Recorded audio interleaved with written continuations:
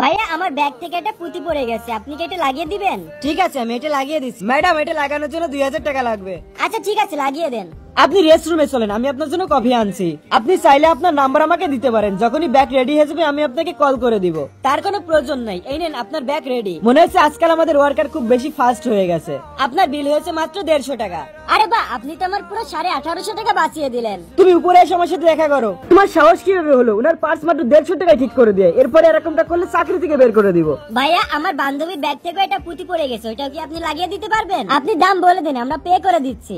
Madam, এটার জন্য আপনাকে 2000 টাকা দিতে হবে। কি বলছো, এটা সামান্য পুঁতির দাম 2000 টাকা? ঠিক আছে, আমি এক্ষুনি পেমেন্ট করে দিচ্ছি, আপনি লাগান। চলো, আজকে তুমি অনেক ভালো একটা কাজ করেছো, এই খুশিতে তোমার বেতন 1000 টাকা বাড়িয়ে দিলাম। কি তুমি আবার ওনার কাজ 150 টাকায় করে দিয়েছো? আমার মালিক আপনাদের থেকে 2000 টাকা নিতে বলছিল, কিন্তু এটা আমি 150 টাকায় লাগিয়ে দিয়েছি। তোমার সাহস কি হবে এরকমটা করা? তাড়াতাড়ি এখান থেকে বেরিয়ে যাও। স্যার, বলতে হবে না, তার আগে আমি রিজাইন দিয়ে দিয়েছি। কি বললে? ও একদম ঠিক বলেছে, আমি ওকে আমার কোম্পানির ম্যানেজার বানিয়েছি।